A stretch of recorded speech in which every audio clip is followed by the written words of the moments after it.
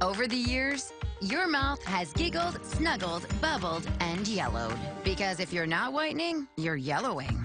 Crest White Strips remove over 10 years of stains and whiten 25 times better than a leading whitening toothpaste. Crest 3D White Strips. Let's turn to someone who knows the Egyptian president and what motivates him very well indeed. He is Jihad Haddad, a frequent guest on this program. He was a key advisor and strategist to Morsi during his campaign for president. And now he is a senior advisor still to the Muslim Brotherhood's political wing, the Freedom and Justice Party. He joins me live from Cairo. Jihad, thank you very much for being with us. Did you ever in your wildest nightmares think that this is going to be the result of the decision of your president? I mean, did he not think that this was going to happen, or did he not care? Well, before we dive into it that fast, let me first state that your previous guest has been exceptionally misinformed about a lot of the analysis that she provided. So if you'd allow me, I'd like to put some Well, we'll get to a little bit of your point of view, but first I really want to know, did President Morsi think that he could do this kind of decree and somehow it would be magically accepted and there wouldn't be these kinds of riots and disturbances? There are three things that make up the president's decisions. The first, is it legal, is it constitutional? And in this case, yes to both. The second, how the public perceives it. And in this case, an overwhelming majority supporting President Morsi in his decisions, as seen by private polls, media polls, internet polls, and government polls. And the third, how does that fall into establishing the promises that President Morsi gave in his campaign?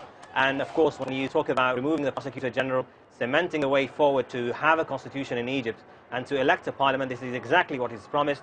It's surprising that when he acted on these promises, some opposition forces in Egypt felt he did not have the right to do so, although he is the elected president of Egypt. Jihad Haddad, you can see, though, you've spent a lot of time advising this president, you've spent a lot of time abroad. I mean, you can see how this looks, despite what you're saying. Do you think it was handled properly? Thank you for that, because you've just said the magic word, how it looks. So let's look at the context of this. There's two parts to the declaration. One regarding the Prosecutor General, the other regarding the immunity for the presidential decisions that have the power of law and the presidential declarations, primarily to safeguard them from the Mubarak-appointed Constitutional Court. The reason he took these two is that since the president took office, he tried to do what your previous guest suggested. He tried to compromise. He went through the Prosecutor General. He tried to find a dignified way of promoting him out of office out of respect for the independence of the judiciary, only to find the fact that the opposition backed the Prosecutor General and stood up against President Morsi's decision. Now, at the end of the day, the president promised that transitional justice will happen, that those state security officers that killed the revolutionaries during the revolution itself will have to face trial. But the Prosecutor General reigned in a series of acquittals and allowed protection to almost every corrupt official of Mubarak, including the highest ranking officers of the Ministry of Interior Affairs. So he had to step in. The second trial, when he tried to restore Parliament, and when he tried to do so, the Constitutional Court stepped in more than once, sabotaged the president's decision, so that he wanted to create the institutional bodies that can call a democratic state. At the end of the day, this is a president that was elected to office with no constitution that can define his powers, no division of powers. He later got his legislative powers because SCAF stepped out of the picture, and there was no parliament in place. How on earth would that be a president out to grab more power when in fact he cemented the process that would create the institutions that would limit his power, define the constitution, and have parliamentary election so that we can say that this is a democracy and institutions that can really govern properly? All right, but let's just be clear. He does have executive power now and legislative power, and he's now given himself judicial power. So he's also been having talks with the judicial... That's not correct. That's not correct, Christine. He did not give himself judicial power. He provided immunity for his presidential decisions. Right. Okay, so he put himself above from judicial a corrupt power. Judicial pocket. Sorry? Well, I'm characterizing it as how the world is looking at it. He put himself above the judiciary. But my real question is right now, there have been meetings all day between the president and members of the Judicial Council. They apparently have just ended. Yes. Can you tell me whether they've reached a compromise? Yes. Yes, the Judicial Council, the Supreme Judicial Council of Egypt, the only representative body of the judges of Egypt, 12,000 judges, has just issued a statement in support of President Morsi's declaration and saying that what needed to be clarified in the initial declaration of President Morsi and was not apparent in all the statements is the fact that not all the presidential decisions and not the president himself are immune from judicial oversight or investigation or questioning, but only the presidential decrees that have the power of law that can allow the state to continue functioning without interference from corrupt pockets of the judiciary itself, and the presidential declarations issued by the presidential office, 2 from President Morsi and 2 from SCAF before him, that in effect are the acting constitution of the state.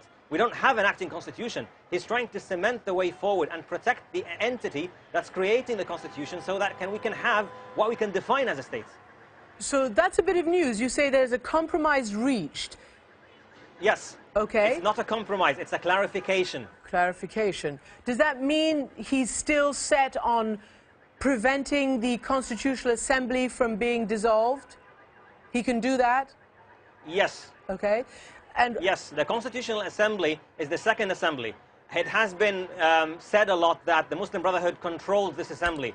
In reality, there are 100 primary members of this assembly. We have 36 members of the Freedom and Justice Party in it.